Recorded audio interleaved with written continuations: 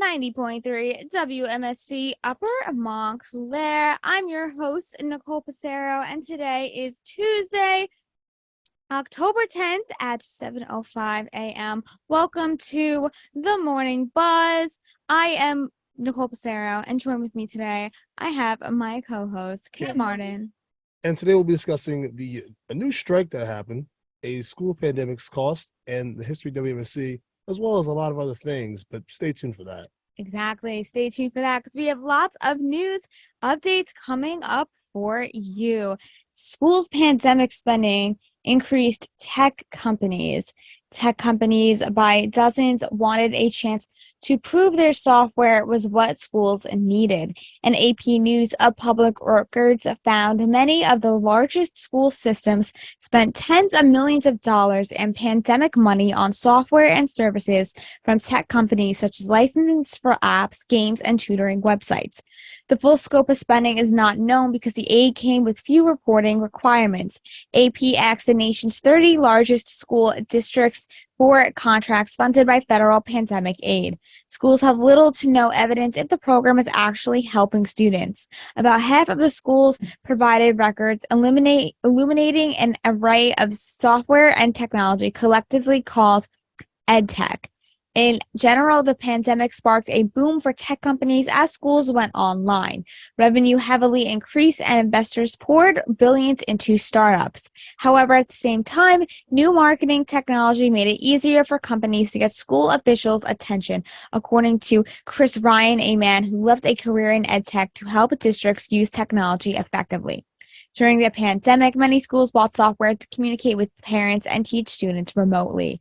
I mean, obviously, this is all in recognition, and it's all been impacted, this technology, by the pandemic. If it wasn't for tech, sometimes I look back on the pandemic and I think, what would have happened to us if we didn't have technology? What would have happened if a pandemic happened in, like, let's say the 1970s? They didn't have the technology that we have today. And it's like, especially when it comes to the education system, schools paid lots of money so students can still learn remotely online. And it's like, what would have happened if we didn't have those resources? How would have students learned, especially the younger students?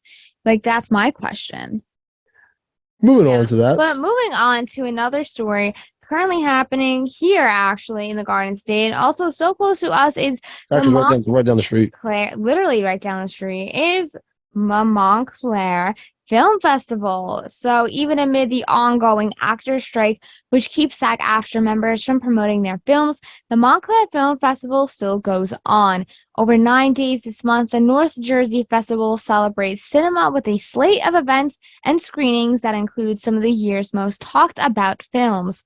Audiences will hear from big-name directors and get a look at some lesser-known independent documentary and local works. Tom Hall, co-head and artistic director of the festival, said organizers, quote, look all year long at movies that may have slipped under the radar and zero in on new voices, new filmmakers, and new ideas. The goal, he said, is to make the Montclair Film Festival event a, quote, festival of discovery. This year, as in years past, a large part of the draw of the Montclair Film Festival has been the way the organization highlights local filmmakers and, more generally, brings New Jerseyans together in celebration of film. The festival includes a New Jersey Films jury competition highlighting nonfiction filmmaking from Garden State artists, as well as New Jersey Shorts competition. Much of Hollywood had been on strike in the run-up to this year's festival. The Writers Guild of America strike is over, which frees up writer-directors to take part in film promotions, but the SAG-AFTRA actors strike continues. So I think it's so nice to see that, even though the whole entertainment industry, especially the actors, are still now on strike, they're still having this film festival in honor of those big name directors, even like the local talent that we have here in New Jersey. It's so nice that we are able to recognize those people that are independent filmmakers that don't have such a big name out there and that are still taking the steps to get to, that fantasy goal that they want to achieve in the future. And WMSC will actually be doing some coverage on the Montclair Film Festival later on this month. So please stay tuned for that if you are interested. But I love to see that they are highlighting all of these things here at Montclair. And Montclair just likes to provide resources, I feel like, for us New Jerseyans. And we are going to move on to another, I guess, not It's really. Montclair related. It's Montclair related. It's not really, is it art? Would we call It is art. WMSC? I think we. This is art. I think we can. This is the vision of one man and one man only. Exactly. This man is named Ed Helvey. King. And he visited WMSC. He is the founder of WMSC, our college radio station that you're listening to right now here at Montclair State University. So we're going to dive into some WMSC history. So we'll do a little glimpse of this. So back in 2021, WMSC won #1 college station in the nation from Intercollegiate Broadcasting System. In 2019, WMSC received a nomination from the Marconi Radio Awards for Best College Radio Station of the Year. Ed Helvey was the founder of WMSC, along with Ellen Harrigan, Helene and Bob Hink, Les Anderson, and WMSC's first ever faculty advisor, Teet H. Tadens. In January 2016, WMSC struck a deal with iHeartRadio. They announced they had just surpassed 80 million registered users and highly recognized and respected the brand in America. Ed Helvey visited our station, and our music and web director, Emil McCormick, got the opportunity to interview him and hear from his insight on WMSC. 90.3 WMSC Upper Montclair. This is the voice of Emily Emil McCormack. I actually have some special guests in the studio today. I have the person who is the reason why I'm behind this board, quite honestly. We have Ed Helvey, class of 1967, in studio today. Hello, Ed. Well, how are you? I'm all right. How are you doing today? I'm having a great day. I'm visiting my home territory for the first time in over 4 years, and I'm just enjoying it. Well, I'm so glad to have you in studio today.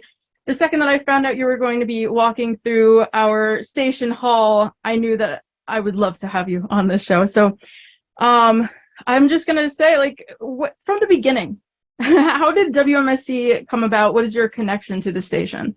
In 1963, I came here as a freshman and was involved in student activities. I always like to tell people that I majored in extracurricular activities, and I minored at that time in industrial arts.